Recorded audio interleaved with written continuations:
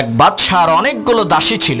সেই বাদশা তার দাসীদের মধ্য থেকে একজনকে খুবই ভালোবাসতেন, যার কারণে অন্য সমস্ত দাসীরা বাদশাকে বলতে লাগলো, হে মহামান্বিত বাদশা, অপরূপ সৌন্দর্যের অধিকারী মায়াবী রূপসী দাসীদেরকে ফেলে রেখে দেখতে তেমন সুন্দর না কুৎসিত একজন দাসীকে আপনি কেন এত বেশি ভালোবাসেন? তখন বাদশা বলল, তোমাদের এই প্রশ্নের উত্তর আমি আগামীকালকে দেব। পরের দিন বাদশা একটি কক্ষের মধ্যে তার সমস্ত দাসীদেরকে একত্রিত করে স্বর্ণরূপার মণিমুক্তা ছিটিয়ে দিয়ে বললেন, এই কক্ষের মধ্যে যত মূল্যবান জিনিস আছে তার মধ্য থেকে যে যেটা ধরে নিতে পারবে সেটা তার হয়ে যাবে। বাদশার এই কথা শোনা মাত্রই সমস্ত দাসীরা পারাপারি আর ধাক্কা ধাক্কি করে কে কার থেকে বেশি মণিমুক্তা কুড়াবে সেই প্রতিযোগিতায় নেমে গেল।